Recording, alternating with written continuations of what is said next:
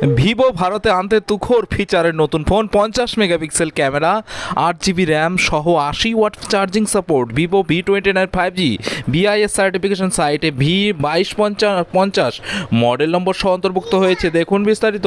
তো 5G স্মার্টফোনটি launch করে Vivo. এটি শীঘ্রই ভারতের বাজারে লঞ্চ হবে বলে গুঞ্জন রয়েছে। সম্প্রতি ডিভাইসটি bureau of Indian standards certification সাইটে দেখা গেছে, যার পর বলার অপেক্ষা রাখে না যে কোনো দিন ভিভো V29 5G এর ভারতে লঞ্চের তারিখ ঘোষণা করা হতে পারে। তাই আসুন লঞ্চের আগে ফোনটির বিশেষত্বগুলি দেখে নেওয়া যাক। ভিভো V29 5G পেল BIS এর ছাড়পত্র। Vivo V29 5G BIS certification সাইটে V2250 মডেল নম্বর সহ অন্তর্ভুক্ত হয়েছে। যদিও এখান থেকে এর স্পেসিফিকেশন সম্পর্কে কিছুই জানা যায়নি, তবে যেহেতু স্মার্টফোনটি ইতিমধ্যে ইউরোপে লঞ্চ হয়েছে তাই এর বিশেষত্বগুলি আমাদের আগেই জানা।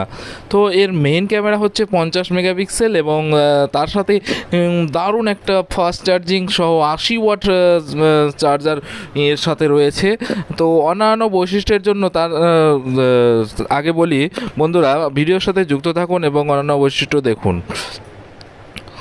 তো ভিভো V29 5G হলো ভি সিরিজের অধীনে সংস্থার লেটেস্ট স্মার্টফোন এবং এটি কোয়ালকম স্ন্যাপড্রাগন 778G প্রসেসর দ্বারা চালিত। এই ফোনে রয়েছে 120 হার্টজ রিফ্রেশ রেটের বড় অ্যামোলেড ডিসপ্লে।